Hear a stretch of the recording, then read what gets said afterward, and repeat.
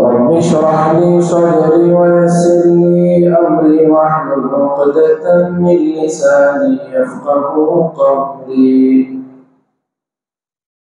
بزرگان محترم، نوجوانان مکرم، عزیز دوستو، میں نے آپ حضرات کے سامنے جو آیت پڑھی ہے اس میں اللہ تبارک و تعالیٰ نے اپنے دوستوں کی شان بیان فرمائی۔ اللہ نے فرمایا الا ان اولیاء اللہ لا خوف علیہم ولا هم یحزنون۔ سنو، توجہ کرو، متوجہ ہو جاؤ کہ بے شک اللہ کے ولی، اللہ کے دوست وہ ہیں جن پر نہ کوئی خوف ہوگا اور نہ وہ کسی بات پر غمزدہ ہوں گے۔ الذین آمنوا، جنہوں نے ایمان کو اپنایا، وکانوا یتقون، اور اللہ سے ڈرتے رہے، تقوی اور پرہیزگاری کی زندگی گزارتے رہے۔ تو معلوم ہی ہوا کہ ایمان اور تقوی اور پرہیزگاری یہ دو چیزیں انسان کو اللہ کا ولی اور دوست بنا دیتی ہیں۔ اگر ایمان میں راسخ ہے، کامل ہے، مکمل ہے، اس کا بھروسہ اللہ کی ذات پر ہے، وہ اللہ کو ایک مانتا ہے، نبیوں اور رسولوں پر ایمان رکھتا ہے، اور نبی آخر الزمان حضرت محمد کریم صلی اللہ علیہ وسلم کو آخری پیغمبر تسلیم کرتا ہے، اور اللہ تبارک و تعالیٰ نے جو تقدیر سے اچھی اور بری انسان کی تقدیر بناتے ہیں اس پر ایمان ہے، موت اور موت کے بعد اٹھائے جانے پر ایمان ہے، اللہ کی کتابوں پر ایمان ہے، اللہ کے فرشتوں پر ایمان ہے، ایمان کی زندگی گزارتا ہے، ایمان ہی پر موت آتی ہے، اور اللہ سے ڈرتا رہتا ہے، تنہائی میں بھی اس سے ڈرتا ہے، مجمع میں بھی اس سے ڈرتا ہے، اجالے میں بھی اللہ سے ڈرتا ہے، اندھیرے میں بھی اللہ سے ڈرتا ہے، گھر میں بھی ڈرتا ہے، بازار میں بھی ڈرتا ہے، دکان میں بھی ڈرتا ہے، مسجد میں بھی اللہ سے ڈرتا ہے۔ اس کی پوری زندگی خدا کے خوف کے ساتھ گزرتی ہے، اللہ کو ڈرتے ہوئے اسے سامنے رکھ کر زندگی گزارتا ہے۔ تو یہ عمل ایسا ہے کہ اس پر اللہ تبارک و تعالیٰ بندے کو اپنا دوست بنا لیتے ہیں۔ الا ان اولیاء اللہ لا خوف علیہم ولا هم یحزنون۔ جب آدمی ایمان اور تقوی پرہیزگاری کی زندگی گزارتا ہے، اللہ سے ڈر کر وہ جھوٹ سے بچتا ہے، اللہ سے ڈر کر چوری سے بچتا ہے، اللہ سے ڈر کر دھوکہ دہی سے بچتا ہے، اللہ سے ڈر کر کسی پر زیادتی کرنے سے، ظلم کرنے سے بچتا ہے، اللہ سے ڈر کر ہر قسم برائی سے، شراب نوشی سے، کینہ سے، کپٹ سے، حسد سے، جلن سے، ہر قسم کی برائی سے ڈرتا ہے۔ تو یہ تقوی، یہ پرہیزگاری اس انسان کو اللہ کے ولی ہونے کے درجے پر فائز کر دیتی ہے۔ الذین آمنوا وکانوا یتقون۔ صحابہ کرام کی زندگی میں بھی یہ دو چیزیں تھیں، تابعین کی زندگی میں بھی یہ دو چیزیں تھیں، تبع تابعین کی زندگی میں بھی یہی تھی، اور جتنے اللہ کے اولیاء تھے اور ہیں ان سب کی زندگیوں میں یہی دو چیزیں، ایک اللہ کی ذات پر کامل یقین و ایمان، اور جن جن چیزوں پر ایمان کی ضرورت ہے ان تمام چیزوں پر ایمان، اور دوسرا یہ کہ وہ ہمیشہ اللہ سے ڈرتے ہیں، ان کی تنہائیاں بھی اللہ سے ڈر کر، ان کے مجمع کی زندگی بھی خدا سے ڈر کر گزرتی ہے، تو یہی وہ چیز ان کو ولایت کاملہ کے درجے پر فائز کرتی ہے۔ الا ان اولیاء اللہ لا خوف علیہم ولا هم یحزنون، ایسی زندگی گزارنے والوں کو خوشخبری ہے، ایسی زندگی اپنانے والوں کو خدا کی طرف سے بشارت ہے کہ ان کی زندگی میں نہ ان کو کوئی خوف ہوگا، ان کو کوئی اور قسم کا ڈر محسوس نہیں ہوگا۔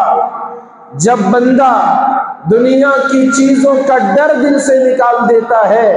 اللہ کا ڈر اس کے دل میں پیوست ہوتا ہے، خوف خدا سے اس کا دل معمور ہوتا ہے، خشیت الہی سے اس کا دل لبریز ہوتا ہے، اس کی برکت یہ ہوتی ہے کہ اللہ تبارک و تعالی دنیا کی چیزوں کا ڈر، دنیا کے لوگوں کا ڈر، جانوروں کا ڈر اس کے دل سے نکال دیتے ہیں۔ لا خوف علیہم، ان کو کسی قسم کا کوئی خوف نہیں ہوتا، کیوں؟ دل میں اللہ کا ڈر ہے۔ یہ دل جب اللہ کے خوف سے لبریز رہتا ہے اور تو اسی صورت میں دنیا کی کوئی طاقت، دنیا کی کوئی حکومت اسے ڈرا نہیں سکتی، اسے اس کے راستے سے نہیں ہٹا سکتی، اس کے راستے میں کوئی چیز رکاوٹ نہیں بن سکتی، کیونکہ اس کے دل میں اس خالق کا ڈر ہے جس نے ان تمام چیزوں کو پیدا کیا ہے، اسی نے تو حکمرانوں کو زندگی دی ہے، اسی نے تو سب کچھ پیدا کیا ہے۔ الذین آمنوا وکانوا یتقون، یہی خوف خدا، یہی خشیت الہی، یہی تقوی اور پرہیزگاری تو بنیاد ہے انسان کے اللہ کے پاس مقام پانے کے لیے، مرتبہ حاصل کرنے کے لیے۔ جس کو جو کچھ ملا، جسے جو مقام بلند ملا، اسی تقوی اور پرہیزگاری کی بنیاد پر ہی تو ملا ہے۔ اسی لیے اللہ پاک نے ارشاد فرمایا، یا ایھا الناس انا خلقناکم من ذکر وانثی وجعلناکم شعوبا وقبائل لتعارفوا ان اکرمکم عند اللہ اتقاکم۔ اے لوگو، ہم نے تم سب کو ایک مرد اور عورت سے پیدا کیا ہے، تمہارے مختلف قبیلے بنائے، تمہارے خاندان بنائے، یہ تمہارے خاندانوں کی وجہ سے تمہیں کوئی فضیلت نہیں، تمہارے قبیلے کی وجہ سے، تمہارے ذاتی حسب و نسب کی وجہ سے تمہیں کسی کو کسی پر کوئی فضیلت نہیں، کوئی اس لیے فضیلت والا نہیں، کوئی اس لیے مقام والا نہیں کہ وہ گورا ہے، کوئی اس لیے اونچے مرتبے والا نہیں کہ وہ مالدار ہے، کسی سے کوئی دوسرا زیادہ رتبے والا اس لیے نہیں کہ اس کے اندر اس کے خاندان کی خوبیاں ہیں، خاندانی وجاہت و شرافت، حسب نسب اچھا ہے، خاندان اچھا ہے، قبیلہ اچھا ہے، نہ مال کی بنیاد پر، نہ خاندان کی بنیاد پر، نہ حسن و جمال کی بنیاد پر۔ اللہ نے فرمایا تم میں سے کسی کا مقام اگر بلند ہے، تم میں سے کوئی اگر معزز ہے، عزت والا ہے، بلند مقام اور مرتبے والا ہے، تو قرآن کہتا ہے ان اکرمکم عند اللہ اتقاکم، جس کے دل میں جتنا تقوی ہوگا، جس کی زندگی میں جتنی پرہیزگاری ہوگی، جو جتنا اللہ سے ڈرنے والا ہوگا، اس کا مقام اللہ کے یہاں اتنا بلند ہوتا ہے۔ ان اکرمکم عند اللہ اتقاکم، تو یہی تقوی اور پرہیزگاری ہے، یہ ہمارے دین کے تمام شعبوں کا مقصد یہی ہے۔ اور روزہ کس لیے؟ لعلکم تتقون، زندگی میں تقوی آ جائے۔ حج کس لیے؟ تزودوا فإن خیر الزاد التقوی، زندگی میں تقوی آ جائے۔ نماز کس لیے؟ زندگی میں تقوی آ جائے۔ دن میں 5 مرتبہ اللہ کے دربار میں کھڑے ہو کر جب بندہ اللہ کے سامنے ہونے کا اپنے دل میں خیال محسوس کرتا ہے، اسے یہ شعور جاگتا ہے کہ اب میں نماز میں ہوں، بازو والے سے بات نہیں کر سکتا اس لیے کہ میں خدا سے بات کر رہا ہوں، وہ ادھر ادھر نہیں دیکھ سکتا کیونکہ اسے یہ خیال ہے کہ میرا خدا مجھے دیکھ رہا ہے۔ میں نماز میں کھڑا ہوں، اب میں کوئی اور حرکت نہیں کر سکتا، میں نہ کھا سکتا ہوں نہ پی سکتا ہوں۔ تو جو اس کا استحضار نماز میں خدا کا ہوتا ہے کہ بندہ سوچتا ہے، وہ یہ خیال کرتا ہے کہ میرا خدا مجھے دیکھ رہا ہے۔ دن میں 5 مرتبہ یہ ٹریننگ دی جاتی ہے کہ یہ خیال تجھے 24 گھنٹے کی زندگی میں آ جائے، یہ احساس تیرا پوری زندگی میں آ جائے کہ تیرا پیدا کرنے والا خدا تجھے دیکھ رہا ہے، تیرا پیدا کرنے والا خدا تیری نگرانی کر رہا ہے۔ یہ خوف دل میں جب آ جائے گا بندہ جھوٹ نہیں بول سکتا، جب یہ خوف دل میں آ جائے گا بندہ چوری نہیں کر سکتا، جب یہ احساس پیدا ہو جائے گا وہ کسی کی غیبت نہیں کر سکتا، جب یہ احساس پیدا ہو جائے گا کسی کو دھوکہ نہیں دے سکتا، جب یہ احساس پیدا ہو جائے گا ایک وقت کی نماز نہیں چھوڑ سکتا، اسے اس کا جسم اسے جگا دے گا، اس کی طبیعت اسے جگا دے گی، اس کا دل و دماغ جاگتا رہے گا کہ میرا پیدا کرنے والا مجھے دیکھ رہا ہے۔ الذین آمنوا وکانوا یتقون، یہی خیال اور احساس ہے جو انسانوں کو اللہ کا ولی بناتا ہے، اللہ کا دوست بناتا ہے۔ جب انسان اللہ کا دوست بنتا ہے تو خدا بھی اس کا دوست بن جاتا ہے، یہ اللہ کا دوست اور اللہ اس کا دوست بن جاتا ہے۔ اور جب خدا ہی دوست بن جائے تو بندہ جیسے اس کے اوپر کیسے خوف آ سکتا ہے، اس پر کوئی کیسے خطرہ منڈلا سکتا ہے، اسے کسی چیز کا غم کیسے ہو سکتا ہے۔ اسی لیے اللہ نے فرمایا لا خوف علیہم ولا هم يحزنون، ان پر کوئی خوف نہیں ہے، ان پر کسی قسم کا کوئی ڈر نہیں ہے، کوئی دباؤ ان پر نہیں ہے، اور نہ وہ کسی چیز سے غم زدہ ہوتے ہیں، ان کو غم بھی نہیں آ سکتا۔ اس لیے ایمان والے کو چاہیے کہ اپنے ایمان کو مضبوط کرے، ایمان والے کو ایمان کے اعمال اور ایمان کے قریب اور ایمان کو کامل کرنے والی چیزوں کو اختیار کرنا چاہیے۔ اللہ نے قرآن میں فرمایا یا ایھا الذین آمنوا ادخلوا فی السلم کافہ، اے ایمان والو، مطلب یہ کہ ایمان کی اگر سلامتی چاہتے ہو تو اسلام میں پورے داخل ہو جاؤ۔ مسجد میں جیسے مسلمان بنتے ہو گھر میں بھی مسلمان بن کر رہو۔ میرے گھر میں تم مسلمان تو اپنے دکان میں بھی مسلمان بن کر رہو، تم اللہ کے گھر میں مسلمان تو آفس میں بھی مسلمان بن کر رہو، خدا کے گھر میں مسلمان تو اپنی کھیتی باڑی اپنی زمین میں بھی مسلمان بن کر رہو، تم اللہ کے گھر میں مسلمان تو خوشی کی محفل میں بھی مسلمان بن کر رہو، تم اللہ کے گھر میں مسلمان تو کسی کی موت رنج صدمہ غم کا موقع ہو تو بھی تم مسلمان بن کر رہو۔ یا ایھا الذین آمنوا ادخلوا فی السلم کافہ، اللہ نے فرمایا ولا تتبعوا خطوات الشیطان، میرے گھر آؤ تو مسلمان بن جاتے ہو اور خوشی کے شادی بیاہ کے محفل میں جاتے ہو، یا تنہا اپنی زندگی گزارتے ہو یا اپنی تجارت و کاروبار میں لگے رہتے ہو، خبردار ولا تتبعوا خطوات الشیطان، شیطان کے نقش قدم پہ نہ چلو، وہ تو تمہارا کھلا ہوا دشمن ہے، اس کی پیروی کرو گے، اس کے نقش قدم پہ چلو گے، اس کے راستے کو اپناؤ گے تو وہ تم کو راہ راست سے بھٹکا دے گا۔ اس نے تو اللہ سے اجازت لی ہے، اس سے قسم کھایا ہے کہ میں تیرے بندوں کو تیرے راستے سے بھٹکا کر رہوں گا۔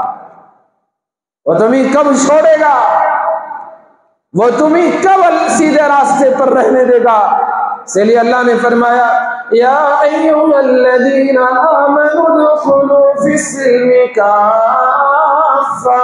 ولا تتبعوا خطوات الشیطان۔ شیطان ایسا بدبخت ہے، وہ انسان کو گناہ پر ابھارتا ہے۔ جب انسان گناہ کرتا ہے، کفر و شرک کرتا ہے، وہ کہنے لگتا ہے انی بریء منک، اے آدم کے بیٹے میں تجھ سے بری ہوں، انی اخاف اللہ رب العالمین، میں تو اللہ سے ڈرتا ہوں۔ اب تو ہے، تیرے گناہ کی سزا ہے، تو جانے تیرا گناہ جانے، جو کچھ تو نے کیا تو نے خود کیا ہے، تو اس کا حساب دے۔ ایسا مکار، ایسا دھوکے باز، وَلَا تَتَّبِعُوا خُطُوَاتِ الشَّيْطَانِ، اللہ نے صاف کہا اِنَّهُ لَكُمْ عَدُوٌّ مُبِينٌ، میرے بندو، میرے ایمان والے بندو، مجھے چاہنے والے بندو، میرے سے محبت رکھنے والے بندو، سنو سنو، تمہارا اگر کوئی دشمن ہے تو وہ شیطان تمہارا دشمن ہے، وہ تو کھلا ہوا تمہارا دشمن ہے، وہ تم کو کہیں کا نہیں چھوڑے گا۔ تو میں بات یہ عرض کر رہا تھا، اللہ رب ذوالجلال نے اولیاء کی شان کو اس آیت میں بیان فرمایا۔ ولی بنتا ہے جیسے میں نے کہا، ایمان کامل سے ولی بنتا ہے، جیسے میں نے کہا تقوی اور پرہیزگاری سے ولی بنتا ہے، اسے ولایت اسی سے حاصل ہوتی ہے، وہ ولی ہونے کے اس رتبے کو تو پہنچتا ہے، تو اس کے لیے راستہ تو یہی ایمان اور تقوی کا راستہ ہے۔ ایمان اللہ پر، رسول پر، فرشتوں پر، رسولوں پر، کتابوں پر، آخرت پر، موت کے بعد کی زندگی پر، اچھی اور بری تقدیر اللہ کی طرف سے ہونے پر ایمان رکھتا ہے، تو یہ ایمان محنت سے کامل ہوتا چلا جاتا ہے، اس کا مقام اونچا ہوتا چلا جاتا ہے، ایمانی کیفیت مضبوط ہوتی چلی جاتی ہے، بندہ اعمال صالحہ کی طرف گامزن ہوتا ہے۔ حدیث جبرائیل میں جیسا کہ ہم جانتے ہیں کہ حضرت جبرائیل نے جب حضور سے پوچھا تھا مل اسلام، اللہ کے نبی نے فرمایا اس بات کی گواہی دینا کہ اللہ کے سوا کوئی معبود نہیں، اور اس بات کی بھی کہ محمد کریم اللہ کے بندے اور اس کے رسول ہیں، اس بات کی بھی گواہی دینا، اور یہ کہ نماز کو قائم کر اور رمضان کے روزے رکھنا۔ یہ تین چیزیں تو سب کے لیے، تمام مسلمانوں پر ہیں، اس کے بغیر کوئی ایمان والا نہیں ہو سکتا۔ اس کے بعد جو دو چیزیں بیان کی، ایک تو زکوٰۃ دینا، یہ امت کے مالداروں پر ہے، غریب ہے تو اسے زکوٰۃ معاف ہے، اور حج کرنا یہ بھی مالدار، ایسے مالدار پر جو صحت مند بھی ہو، مال بھی رکھتا ہو، صحت بھی رکھتا ہو، اس کے لیے اللہ پاک نے اس پر حج کو فرض قرار دیا ہے۔ یہ پانچ اسلام کی بنیادیں جس پر اسلام کی عمارت قائم ہے، اللہ فرماتے ہیں یا ایھا الذین آمنوا ادخلوا فی السلم کافہ، یہ بھی مسلمان کی زندگی میں ہونی چاہیے۔ ایک صحابی رسول نے اللہ کے نبی سے، حضرت عمرو بن عبسہ رضی اللہ عنہ نے حضور سے پوچھا یا رسول اللہ اسلام کیا ہے؟ حضور نے ارشاد فرمایا اطعام الطعام و طیب الکلام، دو باتیں اسلام کا نام ہے، ایک ہے کہ تم لوگوں کو کھانا کھلاؤ، اور دوسرا ہے کہ تم لوگوں سے اچھی بات کرو، یعنی اچھے اخلاق سے پیش آؤ، لوگ تمہیں کڑوی کسالی کیوں نہ بولیں، لوگ تمہیں برے الفاظ سے کیوں نہ یاد کریں، تو ان کو صبر کے جام کو پی لو، اور تمہاری زبان سے جب کوئی بول نکلے تو اچھے بول بولو، یہ اسلام ہے۔ مطلب یہ ہے کہ یہ ارکان اسلام، ایمان اور نماز، روزہ، حج، زکوٰۃ، یہ اسلام کی بنیادیں ہیں، اور اسلام کا کمال یہ ہے کہ انسان میں اچھے اخلاق آ جائیں، اچھا کردار آ جائے، خوبیاں پیدا ہو جائیں، صبر آ جائے، میٹھے بول بولنے والا بن جائے، لوگوں کو کھانا کھلائے، یعنی لوگوں کی ضرورت میں کام آنے والا بن جائے۔ اسی لیے سرکار مدینہ صلی اللہ علیہ وسلم نے ارشاد فرمایا ان اکمل المؤمنین ایمانا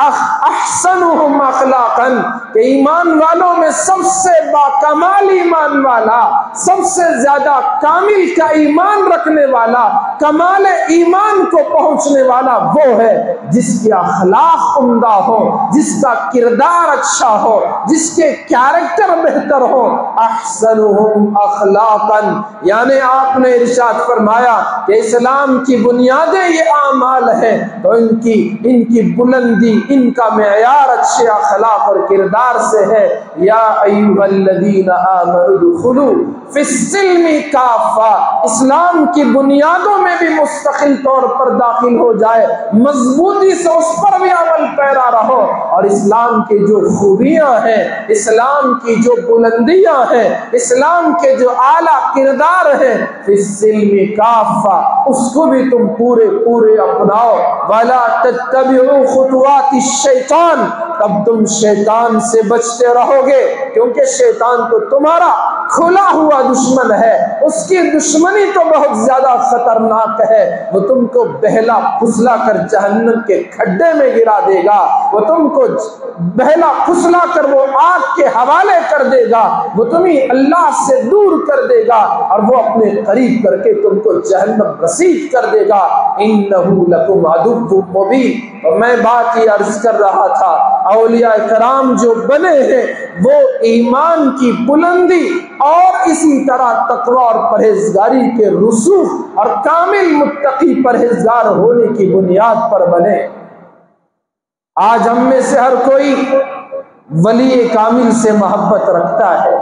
عقیدت رکھتا ہے، ان کے نقش قدم پر چلنے کو فخر محسوس کرتا ہے، ان سے صحبت اختیار کرنے پر فخر محسوس کرتا ہے کہ یہ اللہ کے دوست ہیں، نیک بندے ہیں، یہ فلاں ہیں، یہ فلاں ہیں، ان کے یہ خوبیاں ہیں، یہ نمازی ہیں، یہ سچ بولنے والے ہیں، یہ جھوٹ سے بچنے والے ہیں، ان کے اندر ایسی خوبیاں ہیں، تو یہ خوبیاں انسان کو بھاتی ہیں، تو ہم ان سے محبت کرتے ہیں، اولیاء کے دیوانے ہو جاتے ہیں، اور ہم اعلان کرتے ہیں کہ ہم غوث کے دامن کو نہیں چھوڑیں گے، ہم خواجہ کے دامن کو نہیں چھوڑیں گے۔ اور اللہ کے بندو، ہر کوئی یہی کہتا ہے کہ اولیاء کا دامن تھام لو گے تو کامیاب ہو جاؤ گے، ان کے نقش قدم پر چلو گے تو کامیابی ملے گی، انہوں نے جس راستے پر چلنے کی ہدایت دی ہے اس راستے کو اپناؤ گے تو کامیابی ملے گی۔ تو حضرت غوث اعظم محبوب سبحانی،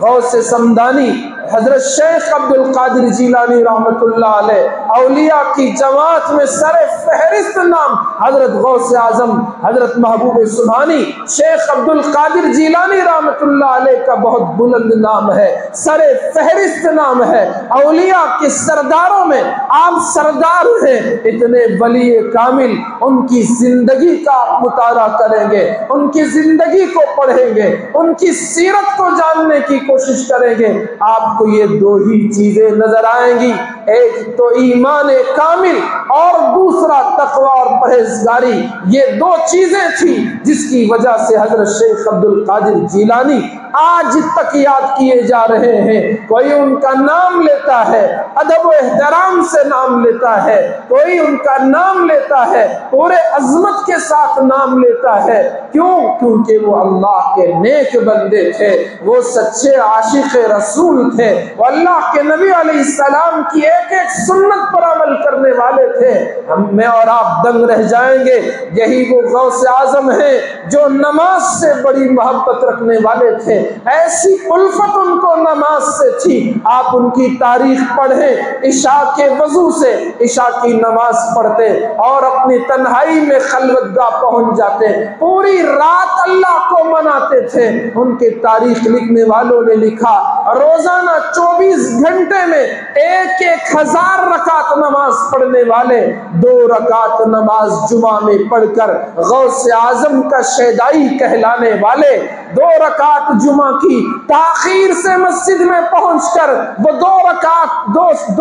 رکعتوں کے 4 سجدے ادا کر کے وہ عاشق غوث اعظم کہلانے والے ہے۔ اللہ کے بندے ذرا غوث اعظم کی سیرت تو پڑھ کر دیکھ لے، ان کی سیرت میں، ان کی کتابوں میں موجود ہے 24 گھنٹے میں 1000 نفل نماز پڑھا کرتے تھے۔ عشاء کے وضو سے عشاء کی نماز پڑھ کر اپنی تنہائی کے خلوت گاہ میں پہنچتے تھے اور اسی وضو سے فجر کی نماز تک عبادت کرتے، اور جب فجر کا وقت ہوتا تو فجر کے لیے مسجد تشریف لے آتے تھے۔ ایسی عبادت کرنے والے، اور ایک دن نہیں، 2 دن نہیں، مہینہ 2 مہینے، سال 2 سال نہیں، اپنی زندگی کے 40 سال تک حضرت غوث اعظم کا یہ معمول تھا، عشاء کے وضو سے فجر کی نماز ادا کرتے تھے۔ وہ عبادت اور نمازوں سے ایسی محبت کرنے والے آج غوث اعظم کے نام پر حلوہ تقسیم کر کے مسلمان سمجھتا ہے کہ میں اچھا مسلمان ہوں، میں کامل ایمان والا ہوں۔ اور اللہ کے بندے ذرا غوث اعظم سبحانی محبوب سبحانی کی تاریخ پڑھ کر، وہ ان کے بچپن کا واقعہ تو بڑا مشہور ہے، ہر کوئی اس واقعے کو جانتا ہے، ہمارا بچہ بھی جانتا ہے، نوجوان بھی جانتا ہے اور بوڑھا بھی جانتا ہے۔ جب علم حاصل کرنے کے لیے وہ سفر میں نکلے، ایک قافلے کے ساتھ نکلے، تو راستے میں ڈاکوؤں نے ان پر حملہ کر دیا اور ان کے مال کو لوٹ لیا۔ امام حضرت غوث اعظم عبد القادر جیلانی رحمۃ اللہ علیہ کو انہوں نے چھوڑ دیا۔ ایک ڈاکو جاتے جاتے اس حضرت شیخ سے، ابھی وہ 11 سال کی عمر کے بچے ہیں، چھوٹی عمر کا لڑکا ہے، اٹھتی جوانی میں قدم رکھنے والے ہیں، اس عمر میں اس ڈاکو نے ان سے پوچھا، مذاق میں ان سے پوچھا، بتاؤ تمہارے پاس بھی ہے لڑکے کچھ ہے؟ تمہارے پاس بھی کچھ ساز و سامان ہے؟ انہوں نے کہا ہاں میرے پاس 40 درہم ہے، میرے پاس بھی پیسے ہیں،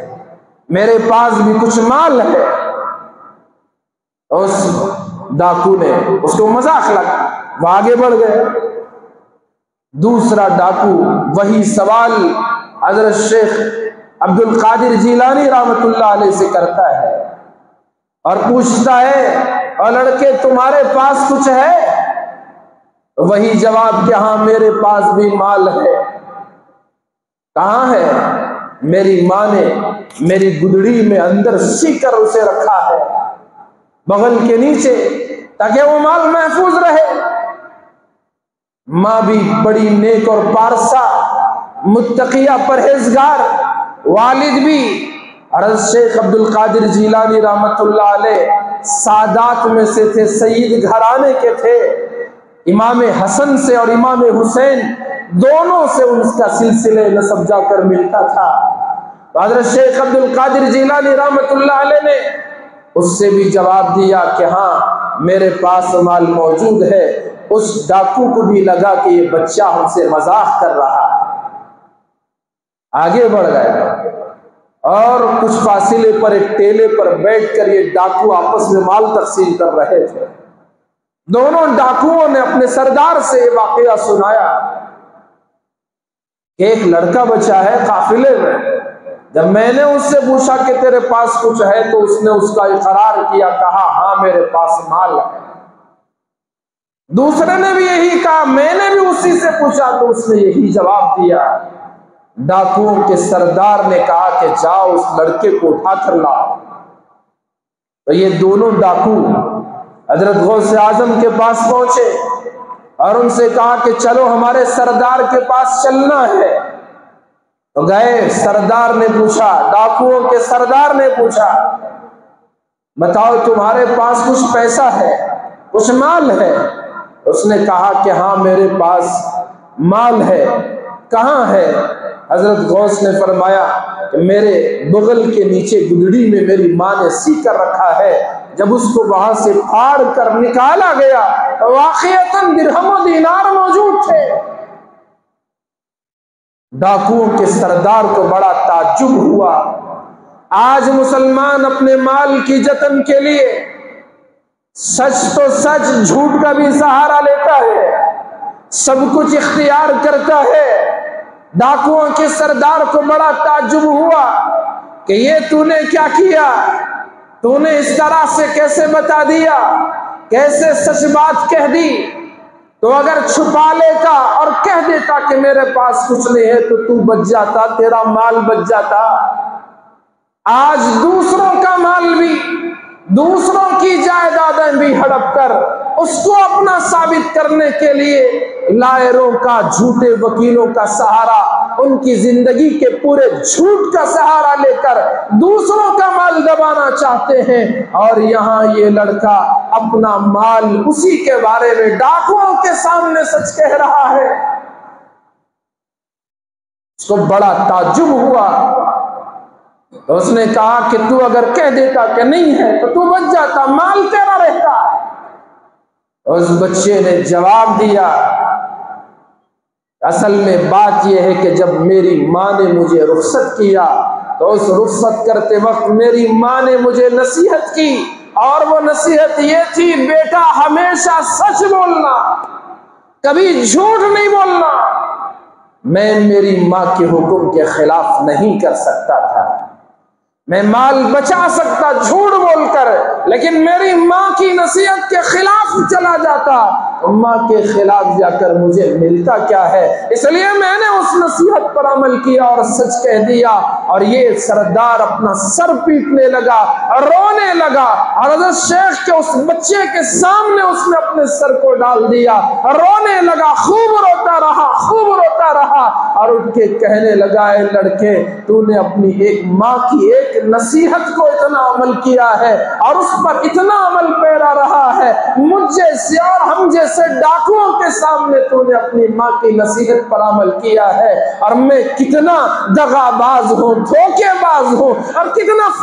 فریبی ہوں کہ میرے رب نے مجھے نصیحت کی ہے، اس نے مجھے کئی حکم دیا ہے، میں اس کے حکم کو چھوڑ کر غلط راستے پر پڑا ہوں،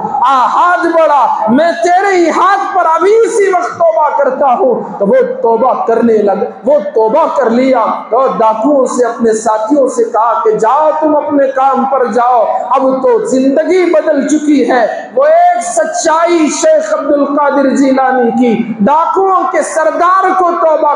کرا دینے والی وہ سچائی، سے لیے رسول اللہ صلی اللہ علیہ وسلم نے ارشاد فرمایا، علیکم بالصدق، سچائی کو اپنا لو، کیونکہ سچائی تمہیں وہ نجات دے کر رہے گی، اور جھوٹ اگر تم بولو گے تو جھوٹ تمہیں ہلاک کر دے گا، برباد کر دے گا، تباہ کر دے گا، تمہارے زندگیوں کو اجاڑ دے گا، تمہارے گھروں کو برباد کر دے گا، تمہاری تجارتوں کو برباد کر دے گا، تمہاری زندگیوں کو برباد کر دے گا۔ الصدق ینجی والکذب یہلک، صدق نجات کا راستہ ہے اور جھوٹ ہلاکت کا راستہ ہے۔ ایک سچ بچے نے کہا، ڈاکوؤں کے سردار کو توبہ نصیب ہو گئی، ساتھیوں سے کہا کہ تم اب جا سکتے ہو، میرا اب یہ کام نہ رہا۔ وہ فوراً اس کے ڈاکو تمام ساتھیوں نے کہا، سردار ڈاکہ کرتے تھے تو بھی تم سردار تھے، برے راستے پر تھے تو بھی تم سردار تھے،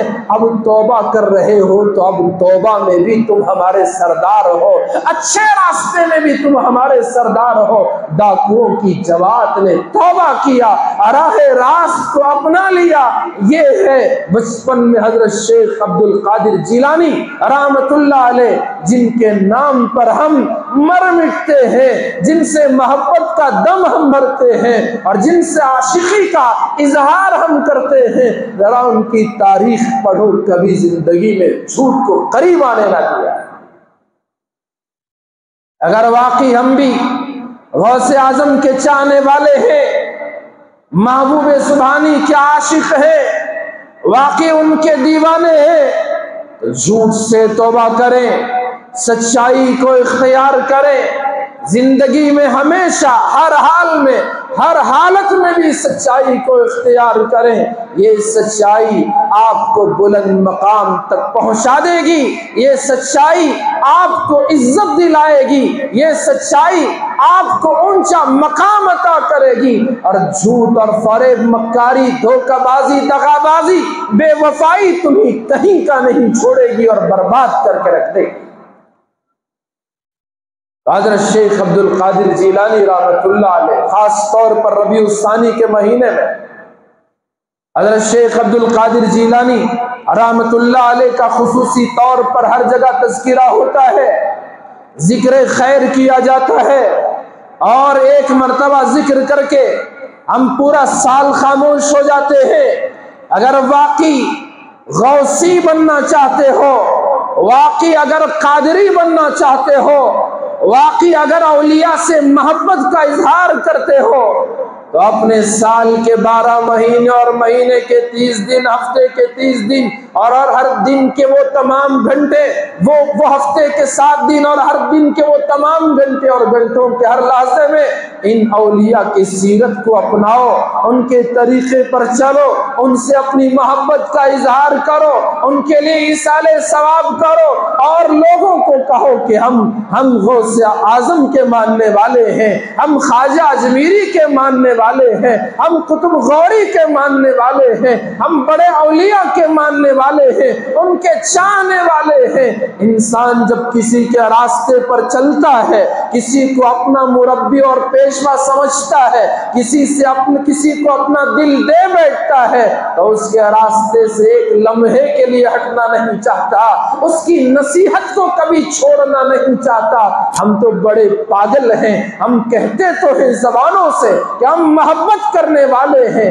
ہم اولیاء کے چاہنے والے ہیں، ہم اولیاء پر مر مٹنے والے ہیں، ان کا فلاں کا دامن تھامنے والے ہیں، لیکن کبھی اپنی زندگی میں نہیں جانتے کہ ہم نے ان کے اوصاف کو نہیں اپنایا ہے، ہم نے ان کے کردار کو نہیں اپنایا ہے، ہم نے ان کے گھر جیسا اپنا گھر نہیں بنایا ہے، ہم نے ان کی تجارت جیسی اپنی تجارت نہیں بنائی ہے، ہم نے ان کے جیسے اپنے بچوں کی تربیت نہیں کی ہے، ہمارا لین دین ان کا لین دین جیسا نہیں بنا ہے، پھر بھی کہتے ہیں کہ ہم اولیاء کے عاشق ہیں۔ اور اللہ کے بندو، لما تقولون ما لا تفعلون کبر مقتا عند اللہ ان تقولوا ما لا تفعلون، جو کرتے ہو اور کہتے ہو جب اس میں تضاد ہوتا ہے، کہنے اور کرنے میں جب اختلاف ہوتا ہے، کہنا کچھ اور ہے، کرنا کچھ اور ہے، کام کسی اور کا ہے اور بات کسی اور کی ہے، تو پھر یہ تضاد اللہ کے غصے کو دعوت دیتا ہے۔ کبر مقتا عند اللہ ان تقولوا ما لا تفعلون، تم وہ کہو جو نہ کرتے ہو، تو یہ اللہ کے غصے کو دعوت دینے والی چیز ہے۔ اور اللہ کے اولیاء کے عاشقوں اور نبی کے دیوانوں اور صحابہ کے عاشقوں اور اہل بیت کے عاشقوں اور اولیاء کے عاشقوں، عاشقی کرنی ہے تو حقیقت میں ان سے محبت کرو اور ان سے ایسا ہی ان کے راستے پر چلو جیسا انہوں نے طرز زندگی کو اپنایا تھا۔ اس لیے اللہ تبارک و تعالیٰ نے فرمایا کہ جب کوئی بندہ میرا ولی ہوتا ہے، میرا دوست ہوتا ہے اور میرے دوستی کے راستے پر چل کر مجھ تک پہنچ چکا ہوتا ہے، میں اس سے بڑی محبت کرتا ہوں، میں اس کا کان، اس کی آنکھ، اس کی زبان، اس کا ہاتھ بن جاتا ہوں۔ جب ایسے مقام پر وہ پہنچ جاتا ہے، پھر اگر کوئی دشمن میرے اس ولی کو ایذا پہنچاتا ہے، تکلیف دیتا ہے، کوئی ان کی مصیبت اور پریشانی کا سبب بنتا ہے، اللہ نے فرمایا، حدیث قدسی ہے، من آذا لی ولیا فقد آذنتہ بالحرب، جس نے میرے کسی ولی کو ستایا، جس نے میرے کسی دوست کو ایذا پہنچایا، میں اس کے ساتھ جنگ کا اعلان کرتا ہوں، فقد آذنتہ بالحرب، میرا اس کے ساتھ اعلان جنگ ہے۔ اللہ کے دوستوں سے ٹکرانا، ان کو تکلیف پہنچانا، نقصان پہنچانا، ان کو برا بھلا کہنا، اللہ کے ساتھ جنگ کرنے کی طاقت اور ہمت ہے تو یہ کام کرو، ورنہ اپنی زبانوں کو بند رکھو، خاموشی اختیار کرو، اللہ اور اس کے رسول کی اطاعت کرو، نیک لوگوں کے راستے پر چلو، اللہ والوں کی طرز زندگی کو اپناؤ، کامیابی تمہارے قدموں کو چوم لے گی، فلاح و بہبودی تمہاری ہر منزل پر تمہیں ملے گی۔ الذین آمنوا، ایک بات تو یہ ہے ایمان کامل ہو، وکانوا یتقون، تقوی انسان کو گناہوں سے دور رکھتا ہے، زندگی میں تقوی پرہیزگاری ہو، تو انسان گناہوں سے بچتا ہے، گناہوں سے اس کے دل میں نفرت پیدا ہوتی ہے، اسے ہر قسم کے گناہ سے بچنا آسان ہوتا ہے، کیونکہ اس کا دل تقوی پرہیزگاری سے معمور ہے،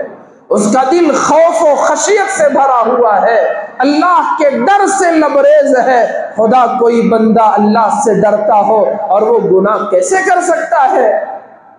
وہ کیسے اللہ کی نافرمانی کر سکتا ہے؟ وہ تو اللہ تبارک و تعالیٰ کو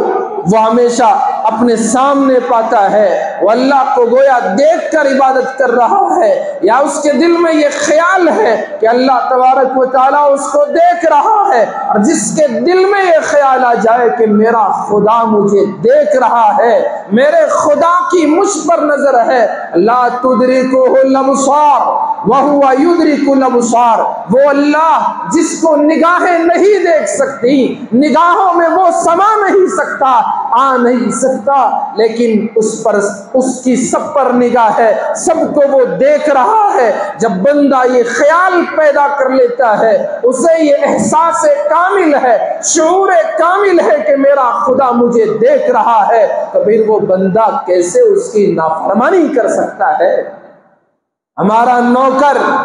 ہمارے سامنے ہمارے حکم کے خلاف نہیں کرتا، کیونکہ وہ جانتا ہے کہ میرا مالک مجھے دیکھ رہا ہے، مجھے تنخواہ دینے والا مجھے دیکھ رہا ہے۔ ارے ہم غیر حاضر ہیں، لیکن ہماری طرف سے جو کیمرہ لگا ہوا ہے وہ کیمرے کے ڈر سے کام کر رہا ہے۔ اللہ نے تو ساری زمین کو کیمرہ بنا دیا ہے، اللہ نے تو ہمارے اعضاء کو خود ہمارے لیے کیمرہ بنا دیا ہے۔ وہ ہمارا جسم کل قیامت میں اللہ کے سامنے گواہی دے گا، پوچھو قرآن سے قرآن کہے گا، اور روزانہ ہم صبح میں یاسین کی تلاوت کرتے ہیں، اس یاسین میں اللہ کہہ رہا ہے سورہ یاسین میں، الیوم نختم علی افواہہم وتکلمنا ایدیہم وتشہد ارجلہم بما کانوا یکسبون، آج ہم ان کے منہوں پر مہر لگا دیں گے، تالا ڈال دیں گے، پھر کون اللہ سے بات کرے گا؟ کون پھر اللہ کے سامنے گفتگو کرے گا؟ قرآن کہتا ہے وَتُكَلِّمُنَا أَيْدِيهِمْ، میرے بندوں کے ہاتھ مجھ سے ہم سے بات کریں گے، وَتَشْهَدُ أَرْجُلُهُمْ، یہ پیر گواہی دیں گے کہ تو نے ان پیروں سے کیا گل کھلائے تھے، یہ ہاتھ گواہی دیں گے کہ تم نے ان ہاتھوں سے کیا کیا ظلم ڈھائے تھے، اور تمہارے جسم کے اعضاء گواہی دیں گے، تمہاری آنکھ کہے گی کہ کس کس پر تمہاری ناجائز نظر اٹھی تھی، تمہارے کان گواہی دیں گے کہ کیا کیا حرام اور کیا کیا میوزک اور فحش ان کانوں نے سنا تھا، زبان گواہی، اور یہ جسم کی اعضاء کی گواہی ہوگی، اور انسان افسوس کرے گا میں نے تو سب تمہارے لیے کیا، آج تم ہی میرے خلاف گواہ بن گئے۔ اتنے میں زمین کہہ اٹھے گی اے اللہ تیرے بندے نے تیری زمین پر تیری نافرمانی کی تھی، فلاں وقت میں فلاں جگہ پر تاریکی میں تنہائی میں مجمع میں کھلم کھلا یہ تیری نافرمانی اس نے یہ کیا تھا، زمین کا چپا چپا گواہی دے گا، یومئذ تحدث اخبارہا، قرآن کہہ رہا ہے اس دن یہ زمین اپنے اوپر ہونے والے واقعات کو خدا کے سامنے بیان کرے گی، اور ادھر یہ فرشتے بیٹھے ہوئے ہیں، نیکی کرو گے تو وہ بھی گواہ بنیں گے، برائی کرو گے تو اس کی بھی گواہی وہ دیں گے۔ تو اللہ کے بندو خدا کی نافرمانی میں جو مزہ ہمیں آ رہا ہے، ذرا خدا کا خیال تو اپنے دل میں پیدا کرو، اللہ کا ڈر تو اپنے دل میں پیدا کرو، وہ نافرمانی میں جو مزہ ہم کو مل رہا ہے یہ مزہ تھوڑی دیر کا ہے، یہ لذتیں عارضی ہیں، اور جب موت کا فرشتہ ہمارے گلے پر ہاتھ رکھ دے گا تب پتا چلے گا کہ دنیا کی یہ لذتیں کسی کام کی نہ رہی، اب یہ تو جسم کو یہ روح وہ چھوڑ کر جا رہی ہے، جسم کو قبر کے حوالے روح وہاں لوٹائی جا رہی ہے، تب پتا چلے گا کہ دنیا کی یہ لذتیں ہماری کسی کام کی نہ رہی، جس کے لیے ہم نے سب کچھ کیا وہ سب دھرا کا دھرا رہ گیا، جو کچھ ہم نے کیا دوسروں کا ہو گیا، اب تو ہمیں تنہا خبر کے حوالے ہونا پڑ رہا ہے۔ یومئذ تحدث اخبارہا، اور اللہ کے بندو ایک کیمرہ ہماری طرف سے لگا ہوا، ہمارا نوکر ہمارے خلاف نہیں کرتا، خدا کے اتنے کیمروں کے بیچ میں ہم اس کی نافرمانی کرتے ہیں، کیا ہمیں ڈر محسوس نہیں ہوتا؟ کیا ہمیں خوف محسوس نہیں ہوتا؟ کتنے کیمرے، ہر جگہ اس کے کیمرے، فرشتوں کے ذریعے یہ زمین لہذا ہر کوئی ہمارے لیے خدا کا گویا کیمرہ بنا ہوا ہے، اس کی نظر ہمیشہ ہے اور وہ بھی دیکھ رہا ہے، اسے کبھی نیند نہیں آتی، وہ کبھی اونگ اس پر نہیں آتی، لا تأخذہ سنۃ ولا نوم، اس کی نظر بھی تو ہم ہے، کب ہم اس کی نظر سے اوجھل ہو گئے، کب اس کی نظروں سے ہم دور ہو سکتے ہیں؟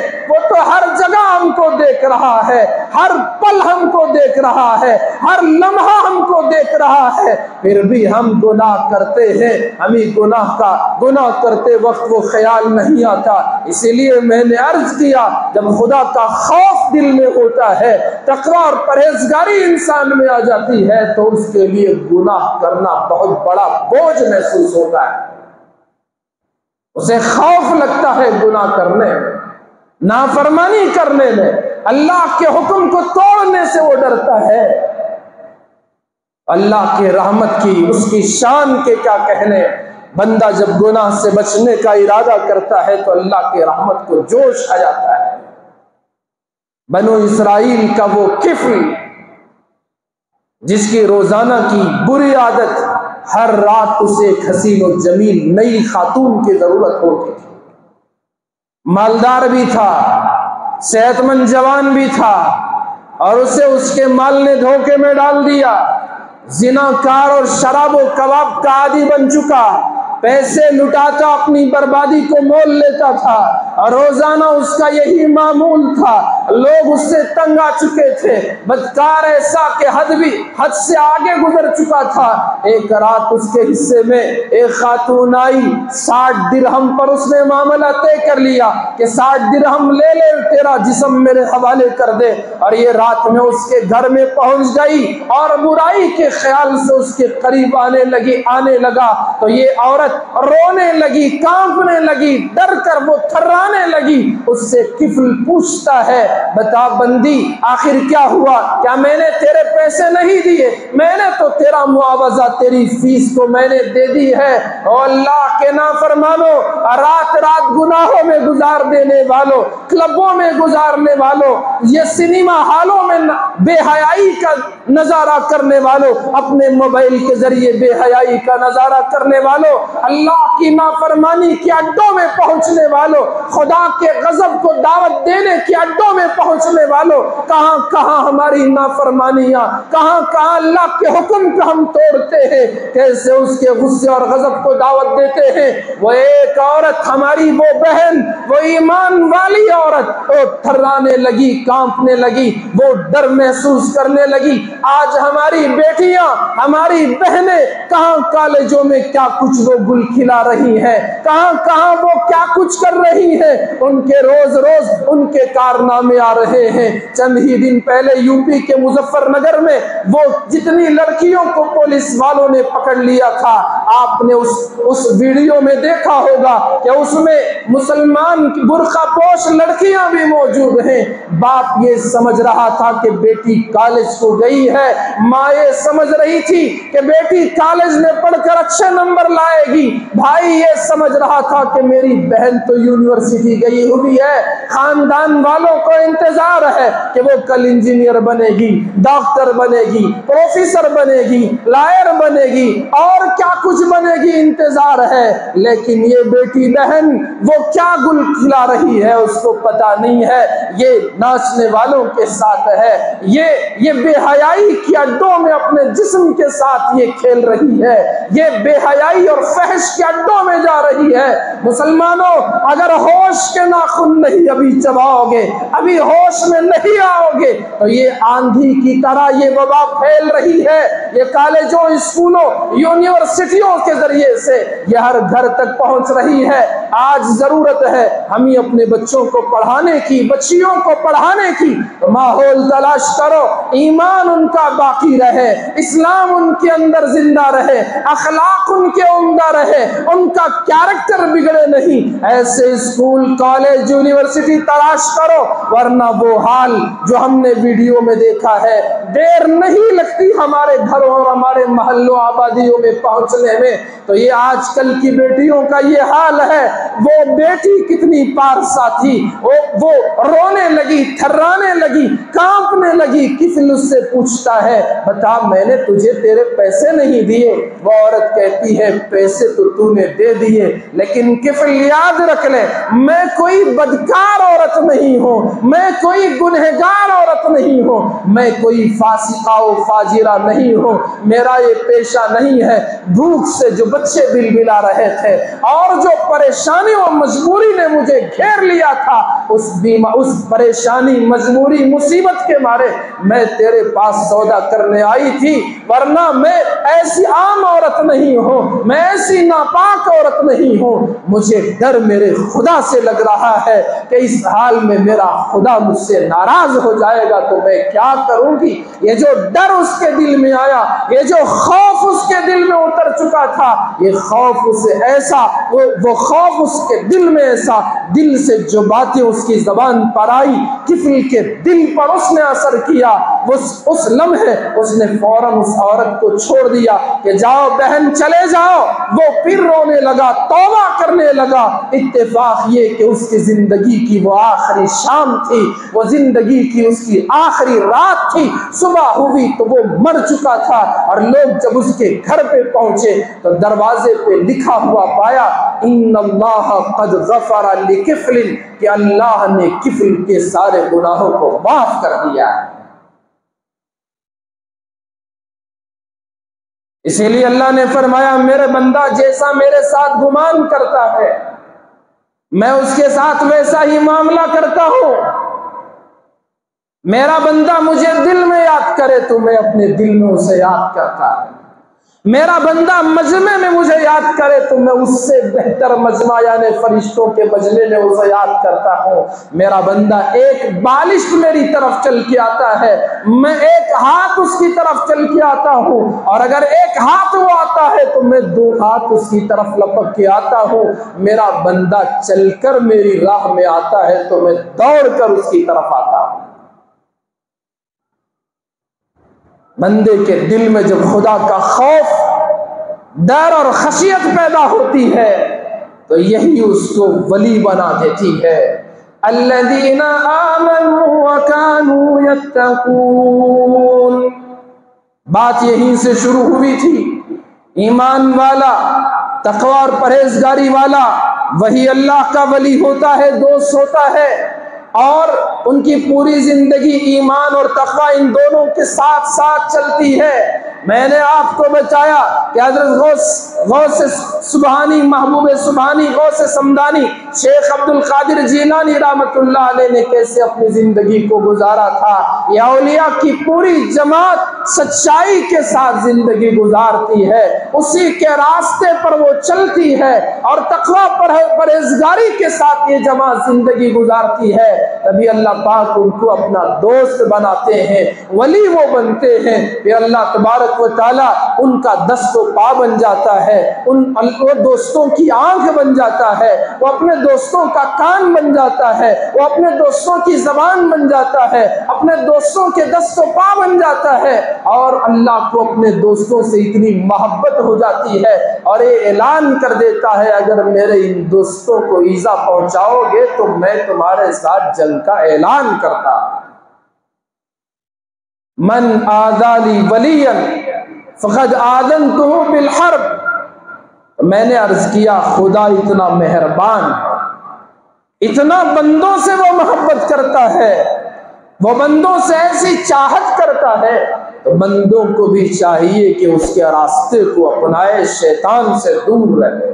اللہ تبارک و تعالی ہم سب کو عمل کی توفیق عطا فرمائے۔ اللہ تبارک و تعالی ہمیں ان بزرگوں کے، اولیاء کے نقش قدم پر چلنے کی توفیق عطا فرمائے۔ آمین ثم آمین، وآخر دعوانا الحمد للہ رب العالمین۔